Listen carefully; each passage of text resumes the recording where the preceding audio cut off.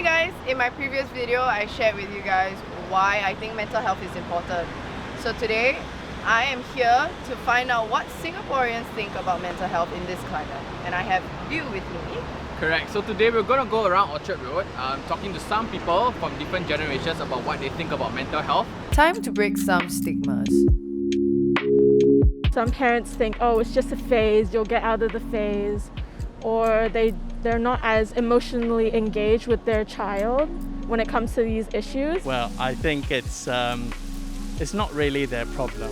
It's more about the environment that affects them. Kind of high, especially for high school students with all the pressure, especially from school and from parents, especially with their grades. As teenagers as well, we have hormones as well as stress with exams and all that, and all that can like bundle up, and you can just explode, which it will be harder. So being able to teach these kids at a young age on how to like care and how to help others, it will benefit not only them but other people as well.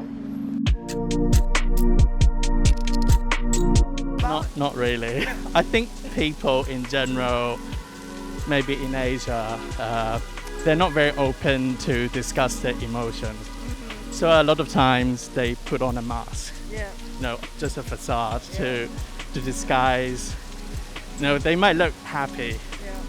Mental health issue, I think it's not much talked about in Singapore. I think there need to be more awareness, definitely. And I think definitely at this point of time, a lot of people is going through different kind of mental, I would say, challenges, because there's a lot of new things need to adapt. Like working from home, and. Because we know of someone that recently passed due to depression. So just because you're a guy doesn't mean it means you're weak. You just need to seek help. And knowing when to seek help is quite manly as well. In terms of resources to mental health, I don't think people in Singapore in general realise there are resources to that. Yeah. And just in general, I think for the whole society, people should be more empathetic about people's feelings. The older generation, or maybe even my parents now, like mental health is like a thing like people don't like to talk about, because then again people will give you a different kind of lens, and you become like kind of rejected by the society. Like last time people always talk about like mental institution, and all people get very wary and all. Yeah, so I think the new generation need to be kind of like more open to it, and more help need to be given, I feel. I personally feel there is still a stigma behind getting help. So like even when I myself thought like I have the idea of getting help, like makes me feel very daunted. For me, like the cost is the biggest barrier. So it has to be much more affordable, to be accessible.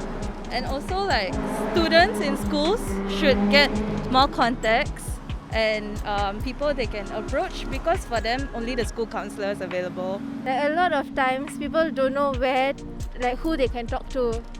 Yeah, and like people suffer in silence a lot. Do you know that suicide is the leading cause of death for youths? That's more than 3 times the deaths from transport accidents. In the males account, more than 66% of all suicides in 2019. Singapore spends about 3.1 billion of its healthcare expenditure on stress-related illnesses annually.